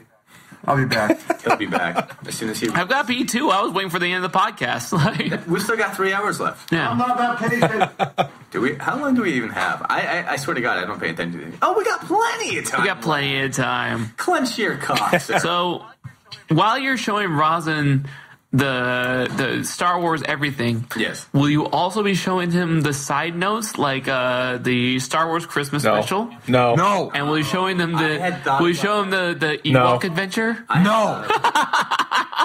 I like how Rosin now has his own microphone. Why are you saying No. no, Rosin? You have no shit. You don't know anything. The reviews. You seen the Are reviews? shit. Have you ever seen a Yelp for a great restaurant? It's No, but you don't know about Star Wars porn. Okay, sorry. The Christmas special is Star Wars porn. No. The porn where Chewie's like, yeah, into this little scene. That Correct. Like this one woman who's just. I really love it that you don't know the trilogy, but you know about this scene. What the fuck, man? You're a sick fuck. Bits and pieces. It's so that's what I love about Star Wars. I really love Star Wars. No, so good. Yes, the porn, but what? Okay. So I think it's really amazing that the new Star Wars movie is coming out in Christmas, because Christmas to me is like this potpourri of all of these traditions, all of these beliefs, and all of these understandings. Potpourri? Yeah, potpourri. Just all these just gathering all these traditions from all these different religions and putting together in this like Christmas celebration. So that's what I love about Star Wars. That even the guy Rosin, who has never seen the movies, can still know so much about Star Wars. And the fact that he knows about the fact that he knows about the porn, the Chewie's father's porn, is ridiculous. That was the most awkward part about the No, Star but you were in the Wars bathroom at this time where Rosin knew about it. That is insane because, like, I didn't. While you're here, I'm going to go to the bathroom. I just want to touch in as you're on your way out. Rosin, Yeah. Rosin I think Rosin beat you to the punch, Jimmy. Oh, I'm son of a sorry. bitch. I want to just touch on the one reason I wish I was a millionaire right now. I would buy out so many theaters right now just to make it to where everyone who's sitting there and is like going to see the episode 7. Yeah. I just start playing the Christmas special. Oh my god. Isn't it gonna suit somebody? and then right after that, when I'm like, I'm just fucking with you, I play that like that Ewok movie. Yeah. Oh my god. See, what I love about the Christmas special is that for 15 minutes, you have Wookiees talking to each other with no subtitles at all. Just like random. And you have no idea of what's going on. No, I know exactly what they're saying. They're all complete. I didn't know you spoke Wookiee. No, I speak drunk asshole, and I think that's essentially what a Wookiee sounds like, is drunken asshole. And correct me if I'm wrong, but No, I'm we've all not. had that friend who's had too much, and it's like they're talking to you, and you've hung Yeah. with them so much that you know what they're saying. Yeah. But the bartender's like, he's just mumbling and puking. It's like, that's how he talks when he's drunk. Yeah, don't worry about him. He's speaking Wookiee. He's speaking. Okay, so on my prom night, it was in the limo. You went and to prom with a Wookiee. Yeah. No, I was on my way. I was on my way home from prom, and I told the girl that I was with, I was like, I'm going to whisper sweet nothings to your ear. And she's like, all right, cool, go for it. And I was like, all right. She got really pissed off at me. I was like, what, you don't like the romantic language of Wookiee? Come on. See, if you found the right woman, Yeah. she'd have said, I want you to say that same thing again, but I don't want you to say it in my ear. Oh, yeah. I definitely was not with the right I like woman. how there was a little delay for Cody there, by the way. Yeah. Good on you, Cody. You have a good heart. That is what I'm That's just Skype, though. Oh, yeah. Okay, well, I guess you're a sick bastard like us. Yes. My laugh is a crescendo. Oh, well. You can't hear the first part of it. Okay. All right, Jimmy. Yeah. It's really important. Okay. You can pee now. Yes. All right, sweet. Thank you very much. I will be back. Not end the podcast until you return. Cool. At least if I can have some kind of closing. Now, Obsidious, did you actually finish peeing, or have you continuously peed this entire way? Yes, I peed. That was a fuck of an answer. That's not even the worst of it, but whatever. I've done bigger burps, whatever. I'm not proud or anything. So we're going to go ahead and just do round robin and hope that we can end on Jimmy by the time he's peeing, as long as he's an Austin Powers this. Cody, we're going to start with you. Original trilogy, favorite moment? Original trilogy, favorite moment. Holy shit. I think it would definitely be, you guys were talking earlier about the entire scene with the Emperor, Vader, and Luke in the throne room during the Battle of Endor in Episode 6. I think that would probably be one of my favorites. All right, and then of the original trilogy. Absolutely. Prequel trilogy, favorite moment? Oh, sweet Jesus, prequel trilogy. I don't know. Battle of Geonosis. The end credits of Episode 1. Finally, it's over. That's like, I think they did a Robot Chicken, like, best scenes, and then they did the best scene in King Kong. So Geonosis is your answer, huh? Yeah, I think, like I said, like the saving grace of the prequels is all of the backstory and like the setting and the expanded universe stuff behind it. So when I watch the movies, I try to inject all that shit in there while I'm watching it to try to like ignore the bad lines and everything. So Battle of Geonosis, definitely a pivotal moment in the whole timeline. So yeah, definitely, I would say that. I dig it. Obsidious, on to you. Original trilogy, favorite moment? It's got to go back to Bespin. Luke gets his hand cut off and finds out Vader is his father. I mean, it's like Clerk said, Jedi's just a bunch of Muppets. But no, I mean, seriously, that scene is just so pivotal in the Star Wars universe. That's when you find out how things line up. It's when Luke finds out that Vader is his father, Okay. It's a great scene and a lot of good acting in that. And then Luke just decides that, you know what? I don't care. I'm going to fall down this shaft. I'm not going to join you. Fuck that. And prequel trilogy, favorite moment? That's a tougher one, but I'm going to say, besides all the fluff and the acrobatics and shit, pardon my language. I like how when he said fluff, I genuinely thought Luke was jerking us all off. But it's that part where Anakin ends up face down in the dirt after Obi-Wan cuts off most of his appendages. And then Obi-Wan's like, you were the chosen one. That's the big payoff for the prequels. I mean, after all that crap you've got to sit through for the prequels. You do have to give Obi-Wan some credit for being able to cut off 4 appendages in one swing. No, just 3. Not 4. I know that the robotic arm was already cut off. Yeah. It took me a while to understand what you're talking about. Penis joke. I'm back. Right. I'm back. I'm done peeing. Right. So anyway, Speaking of penis jokes. Yeah, speaking of penis jokes, I'm back from peeing. so Jimmy, we are talking about original trilogy and prequel trilogy. Favorite moment? Favorite moment? You already heard my favorite moment in the original trilogy. Like you heard about 2 of my favorite moments actually. The first one being Yoda talking about the Force, how it's in everything, and the other one is Emperor being the severe dick of I'm afraid. In prequels, I really love Duel of Fates. I really love the music that John Williams brought, but I also love I love the casual use of force. One of my favorite scenes is where Darth Maul points at something, throws it at the door to open the door when they're fighting, and just the casual way of using the force makes it more realistic. It's like when Magneto, when he's in the bar and he's fighting with those guys, and he throws the knife and it takes the knife back and stabs in the guy's hand. I love the casual, great scene. I love casual use of power because that makes it feel more like something that they use every day. Like it, lifting an entire stadium and moving it. Exactly. Yeah, no, I agree.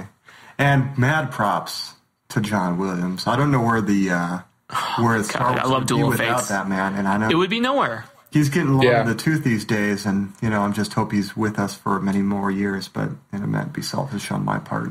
I saw one of my friend Kel, he's a big Star Wars fan, and he mentioned, he's like, when we found out that John Williams was signed on for the new Star Wars movie, it was like, shit, was there a doubt? Was there a... I hope not. Because without John Williams, there would be no Star Wars. Oh, I think there was a bunch of people that stormed the castle and said, all right, you're signing him. We are? No, you don't. No, This is a gun. With your head, you're signing him. There is no question. John Williams. Here's your contract already written. All right, the only doubt is that he's 90. Yeah, that sucks. And I got to see him. Why did you have to say that? Jinxed it. Sorry. I got to see him at the Knock on wood, Cody. in 2014. He'll be he'll keep kicking. 7, 8, 9. We'll get another trilogy out of him. Well, I hope so. Because he's not getting any younger, but he's still got it. And when I saw him at the Hollywood Bowl a couple of years ago, and he was still going at it. But finally, after the when you saw it in the Hollywood Bowl, was it a John Williams show? It was. And he was conducting. When I saw him so when I went to the Hollywood Bowl, it was just for a Star Wars day. It was just for a Star Wars event. And it was pretty cool. Anthony Daniels was doing the whole hosting and everything, and he's like, "We have a special guest." It was at the end of the show where a lot of people were already leaving to beat traffic. And Anthony Daniels says, well, we have a special guest here. John Williams is here, and he's willing to conduct the Imperial March. And that was amazing. So many people were already on the way out, and I want to beat traffic, but I really hate the traffic jam that happens at the exit of the Hollywood Bowl. Yeah. So I was like, fuck it, I'll wait. I have nowhere to go tomorrow in the morning, so I'll just sit here. And sure enough, John Williams stood up because it was just before it was going to be his show.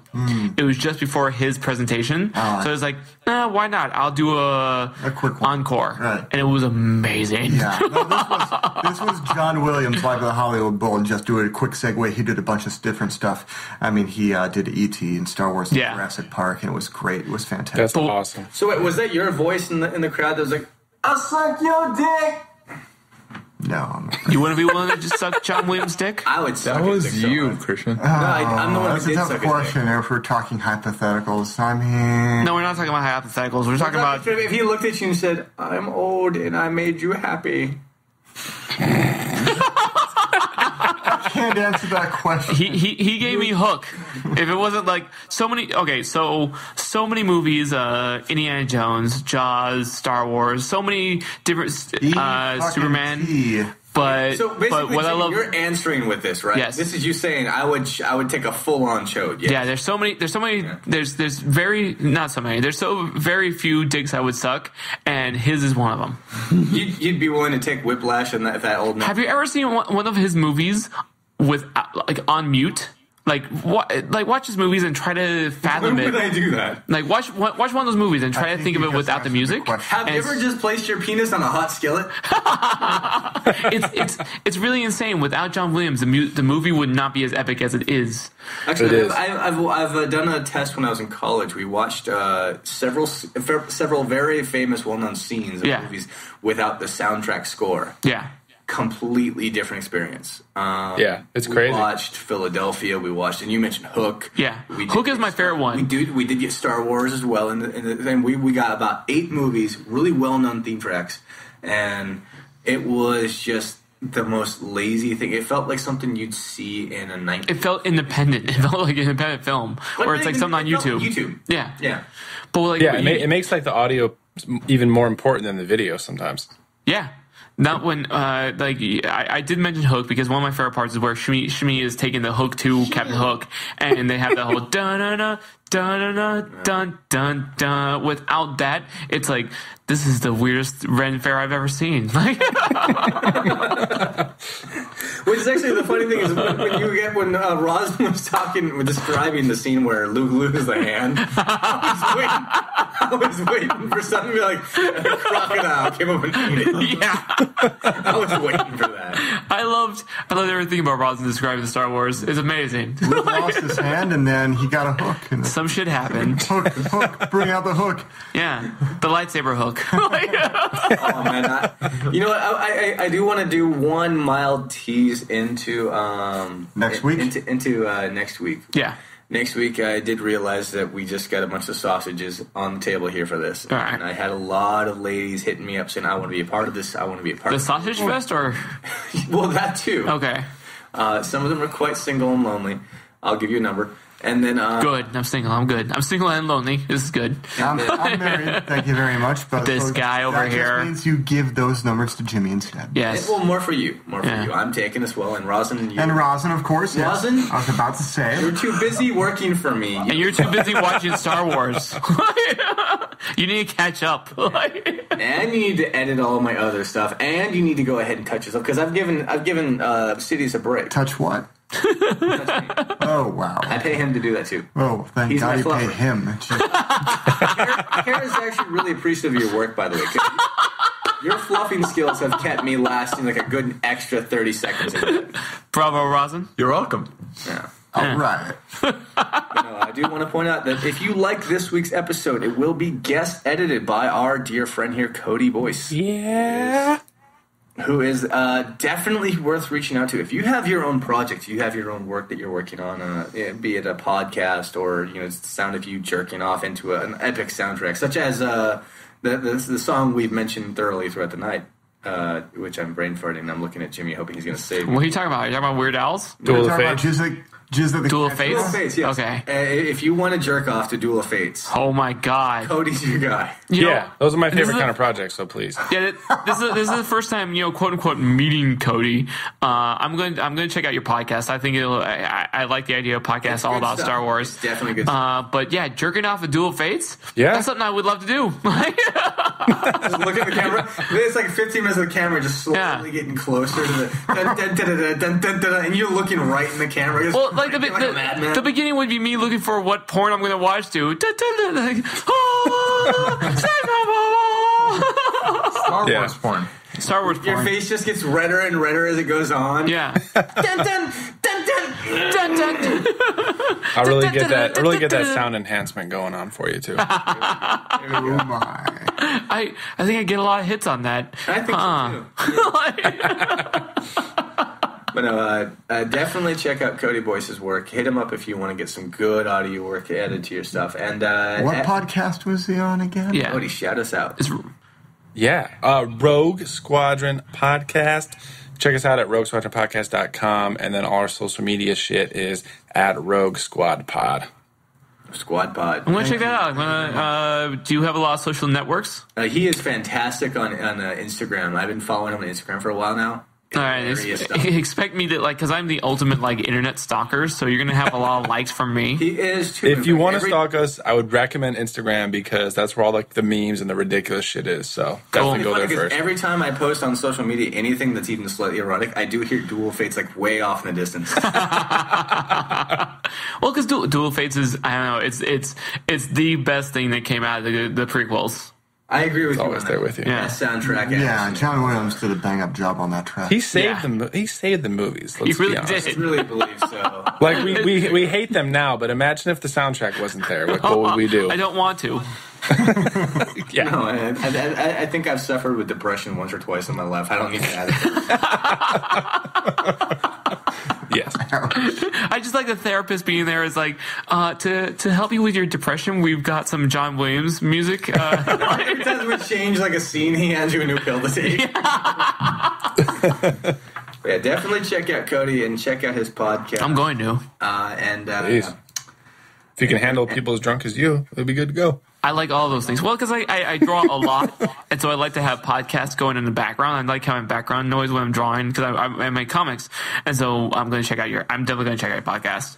And he's going to be. Once you hear Dual Fates off in the distance, that means his pants came down. That'd be if when Dual Fates happens, like, I'm going to masturbate right now, but I've got deadlines to meet. Oh well. That is so locked in. That is your Jimmy's ready mode. We need to have Nathan. Ready. Yeah. Nathan with like a little player in the the background. Yeah. At any given moment when you get the signal, he's just going to go ahead and go, click. Start playing. And I am talking If a girl wants to seduce me, she'd be like, all right, cool, Jimmy, I made you some lasagna, and hey, Duel of Fates going on in the background. That's seduction right there. I am, in fact, talking about Nathan Gonzalez of Pod Ex Machina. Yes, in fact, we were whoring him out again for some random reason. He's not even here. Yeah.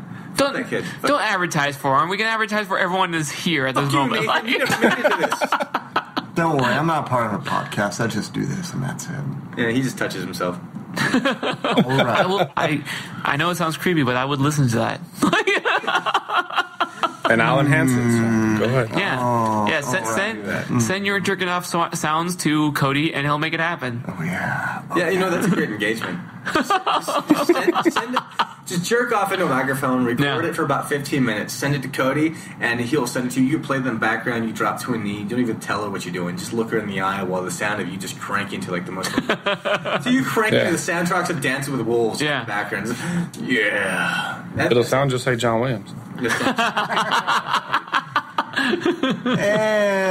Anyhow. Yeah, I guess we are running low on time. Thank you all so much. Check us out next week for episode 2 of Star Wars Month, The Ladies Strike Back. All-female cast, including... That's going to be Taco Town, right? Taco Town. Yeah. I'm going to surround myself with ladies because... And as host, I get that right. Oh, yeah. And if I'm not mistaken, the expected brew for that podcast is She Shot First. Really? Yeah. Where'd you get that one? Because that sounds pretty cool. I feel like I want to know so I can drink while I listen. At El Cerrito Liquor down in Corona, California. Okay. You can find this at most any places. Not too hard to find. So can I find it at Bedmo? You can find it at Bedmo. Okay, because I want to drink while I listen. And draw. I found it funny because someone messaged me on Facebook. You guys should drink this on the Star Wars. I was like, yeah, I already saw that, and I'm waiting for the female episode. And they thought, like, wait a minute, why? I was like, think about it. And they messaged me a day later, said, oh, I get it. How many O's? I believe 14. there was at least a line. Okay, good. Yeah. I do. Because I feel like it's a weird kind of thing where it's like, how many O's do I put to make it obvious that I'd be sarcastic? Like, I'm just many. I do believe that's Bottle Logic Brewing. She Shot First. So check it out. Look it up. I'll check it out. Drink it with us next week. Yeah. We'll have some fun with that. Are you over 21, says the website? Yes. Okay, thank you for calling me out and not knowing my own beers. Yes, I just Googled that while I was distracting by talking about, I looked at who made the beer. I inadvertently called Chris out. You bitch. I'm looking over his shoulder. Go back to your wife and kids who love you. You're not loved here anymore. Go back to your family. What a loser. You hate it in life. And with that, thank you everyone so much for listening to episode 1 of Star Wars Month. We haven't titled this, so just insert title here. Can we call it Rosin's New Hope? The Chimmy Awakens. That's what I say in better. Yeah. All right. Blue Rosin? Sorry, I just keep bringing you up because oh, man. Cody, thank you for joining us. Episode 1. Shit happens. Shit happens. That's it. That's the title. Right, everyone, thank you so much for listening to episode 1 of Star Wars Month. Shit happens. I want to thank Jimmy Purcell of Been Better Comics. Thank you. Glad to be back. Rosin, I thank you, but you're going to be here anyways next week. Yep. Obsidious, thank you for sitting this week out and not editing this shit, and for being on the show. I'm just this guy, And drinking my beer. Yes. Cody, as always, you are welcome. Thank you very much. And thank you to Crazy Brewski. When you really want to get drunk and only want to drink one beer. Which, by the way, each of these, $4 a piece. Well, no wonder they come from Mount Pleasant, South Carolina, apparently. Yeah. It got me where I want to go real quick. Yeah. They're very pleasant. They're very pleasant, and I enjoyed them, and I will have to take a picture of this beer so I can stock up on them. Right? I know exactly how you feel. I was like, I want to party with only one beer. Well, grab a couple bottles on the way home. Oh. To take with us. Not to drink, to take with us. Fuck. All right, audience. Well, thank you so much. As I've now thanked you probably too many times that you think I'm a stalkery ex-boyfriend. If you liked this episode, please like, comment, subscribe below. Tell us what you liked, didn't like, what you think of my penis. Tell me I'm not too ugly. Whatever you want to say. Tell me Rosin's right about the movie. Maybe that's the best one. I don't care. Just say it. Obsidious is taking a selfie. A bad selfie. While I'm talking. And as always, may the awesomeness be with you.